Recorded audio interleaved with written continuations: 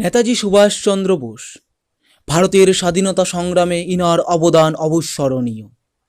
নেতাজি সুভাষচন্দ্র বোস, যাকে ভারতীয় স্বাধীনতা সংগ্রামের স্প্রিং টাইগার হিসেবে গণ্য করা হয়, অন্যদিকে তার একটি বিখ্যাত ছদ্মনাম ছিল নেতাজি। ইনি জন্মগ্রহণ করেন 1897 সালের 23শে জানুয়ারি। বাবা ছিলেন পেশায় উকিল, তার নাম জানকীনাথ বোস, এবং মা ছিলেন প্রভাবতী দত্ত। বিশ্বের যে কোনো দেশে যে কোনো আন্দোলনের মতোই ভারতের স্বাধীনতা সংগ্রামে ইনার যা অবদান তা কেউ কোনো দিন ভুলতে পারবে না। ভারতের মুক্তি আন্দোলনে যে সব নেতার বালিষ্ঠ নেতৃত্ব গুণে সাফল্য অর্জন করেছিল, তার মধ্যে নেতাজি সুভাষচন্দ্র বসু ছিলেন অন্যতম। এবার ছোটবেলা থেকেই নেতাজি সুভাষচন্দ্র বসু তার মায়ের কোলে পড়াশোনা করে ছোটবেলা থেকেই তিনি একজন খুব ভালো স্টুডেন্ট ছিলেন। বড় হওয়ার পরে তিনি কংগ্রেসে যোগদান দেন। ছোটবেলা থেকে সুভাষচন্দ্র ছিলেন স্বদেশিকতার আদর্শে গভীরভাবে উদ্ধৃত। আইসিএস পরীক্ষায় উত্তীর্ণ হয়েও তিনি মর্যাদাপূর্ণ সরকারি চাকরিতে যোগদান করেননি, বরং দেশবন্ধু চিত্তরঞ্জন দাসের আহ্বানে সুভাষচন্দ্র বোস দেশের স্বাধীনতা সংগ্রামে ঝাঁপিয়ে পড়েন। কংগ্রেসে যোগ দেন। অল্প কিছু দিনের মধ্যেই কংগ্রেসের তরুণ ও বামপন্থী মহলে জনপ্রিয়তা অর্জন করেন।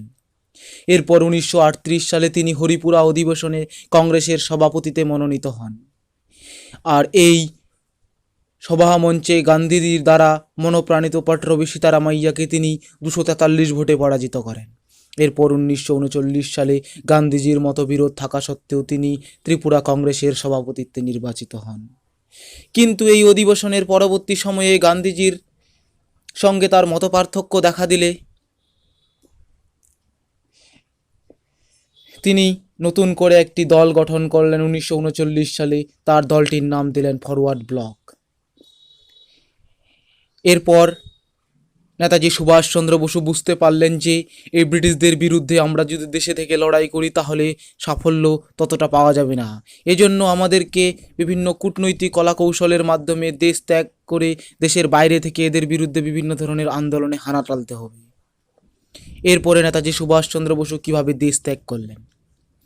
দ্বিতীয় বিশ্বযুদ্ধ চলাকালীন সময়ে ব্রিটিশদের বিরুদ্ধে চূড়ান্ত আঘাত হানতে চাইলেন। এই উদ্দেশ্যে শত্রুর শত্রু আমার মিত্র, এই নীতিকে তিনি অনুসরণ করেন এবং এই ব্রিটিশদের বিরুদ্ধে বাইরে থেকে আন্দোলন চালিয়ে যান। 1941 খ্রিস্টাব্দে জানুয়ারি মাসে ব্রিটিশ শাসকদের সমস্ত সতর্কবার্তাকে ব্যর্থ করে তিনি কাবুলের পথে পাড়ি দেন এবং কাবুল থেকে রাশিয়ায় হয়ে বার্লিনে পৌঁছান। জার্মানিতে পৌঁছে তিনি ব্রিটিশ বিরোধী প্রচার শুরু করেন, কিন্তু জার্মানি থেকে সশস্ত্র অভিযান পরিচালনা করা সম্ভব নয় বুঝতে পেরে তিনি এই জার্মানি ত্যাগ করে জাপানের দিকে রওনা দিলেন এবং জাপান থেকে তিনি কিছু সমর্থন পেলেন জাপানি সরকারের দ্বারা। এরপর তিনি সশস্ত্র অভিযান চালান এই ব্রিটিশদের বিরুদ্ধে। এরপর তিনি বুঝতে পারলেন যে এই ব্রিটিশদের বিরুদ্ধে আন্দোলন করার জন্য আমাদের আজাদ হিন্দ ফৌজ গঠন করতে হবে। এরপর নেতাজি সুভাষচন্দ্র বসু রাসবিহারী বসুর অনুরোধে সুভাষচন্দ্র বসু ডুবোজাহাজে করে জার্মানি থেকে জাপানে আসেন 1943 সালে। জাপানে এসে তিনি আজাদ হিন্দ বাহিনীর সর্বাধিনায়ক হিসাবে দক্ষিণ পূর্ব এশিয়ার সশস্ত্র সংগ্রাম পরিচালনার পূর্ণ দায়িত্ব নেন। এরপর সুভাষচন্দ্র বসু আজাদ হিন্দ বাহিনীর পুনর্গঠন করেন এবং সেনাবাহিনীর উন্নতি ও শৃঙ্খলা আনার ব্যাপারে সচেষ্ট হন। আজাদ হিন্দ বাহিনীর সৈন্যরা তাকে নেতাজি বলে আখ্যায়িত করেন, কারণ তিনি একজন এমন লিডার ছিলেন যে লিডারের কথা শুনে তার যে বিভিন্ন সৈন্যবাহিনীরা ছিলেন ব্রিটিশদের বিরুদ্ধে আন্দোলন করার জন্য খুব তাড়াতাড়ি ইনফ্লুয়েন্স হয়ে যেতেন। সুভাষচন্দ্র আজাদ হিন্দ ফৌজকে 5টি ব্রিগেডে বিভক্ত করেন, যাতে এই আন্দোলনটা খুব সুন্দরভাবে সুসংগঠিতভাবে করা যায়। এই বাহিনীগুলির নাম ছিলেন Gandhi brigade, Subhas brigade, Nehru brigade, Azad brigade, ঝাঁসি রানীর ব্রিগেড। এরপর তিনি একটি সরকার গঠন করলেন। পরবর্তী সময়ে নেতাজি আইরিশ অস্থায়ী সরকারের অনুকরণে আজাদ হিন্দ সরকার স্থাপন করেন 1943 সালে 21শে অক্টোবর। অস্থায়ী এই সরকারের মূল মন্ত্র ছিল জয় হিন্দ, দিল্লি চলো। জাপান, জার্মানি ও ইতালি সমেত 8টি দেশ এই সরকারকে স্বীকৃতি জানান। সুভাষচন্দ্র হলেন এই সরকারের কর্ণধার ও প্রধানমন্ত্রী, পররাষ্ট্র সচিব, অন্যদিকে সমর সচিব এবং প্রধান সেনাপতি হিসাবেও নিযুক্ত হন।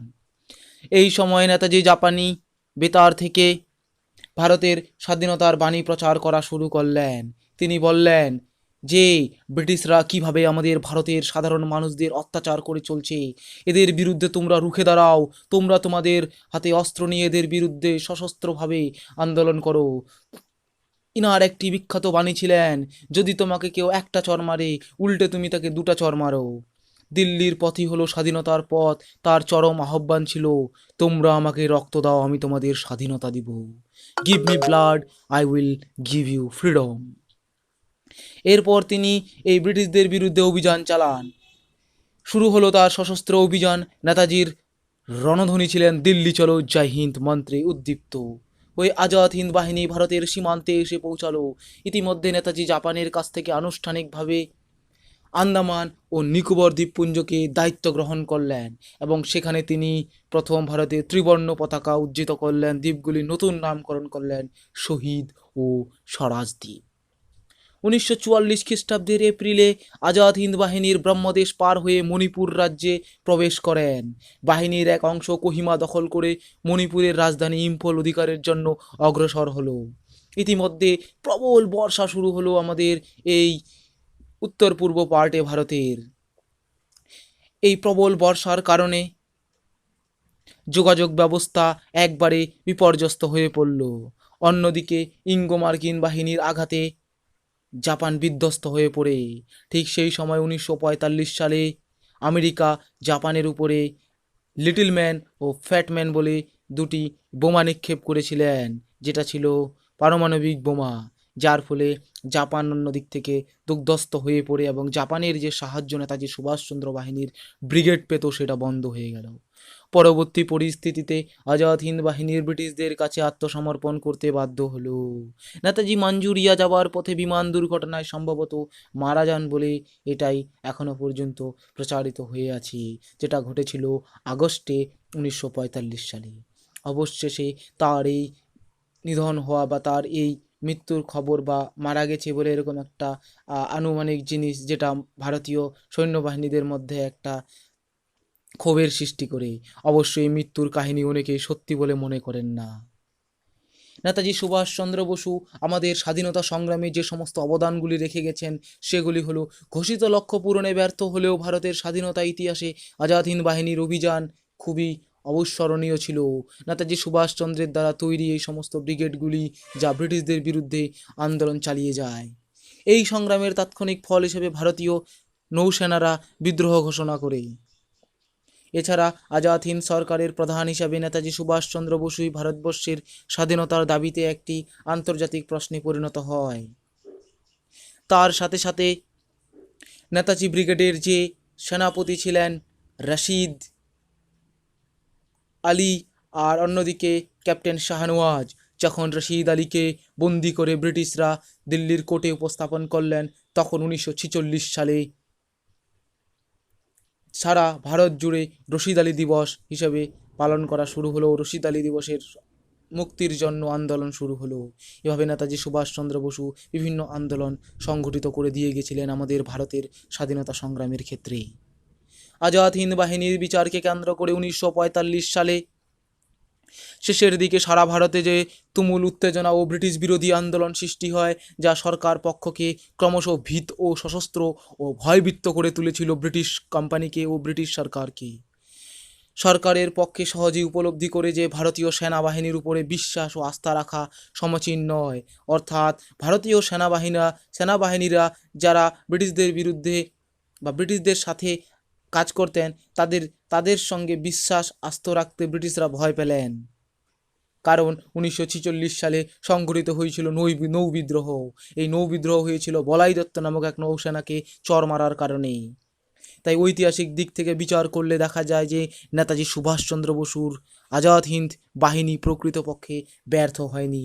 ব্রিটিশ শক্তির উপরে চূড়ান্ত আঘাত হেনে তারা ভারতের স্বাধীনতা সংগ্রামের পথকে সুগম করে তুলেছিলেন।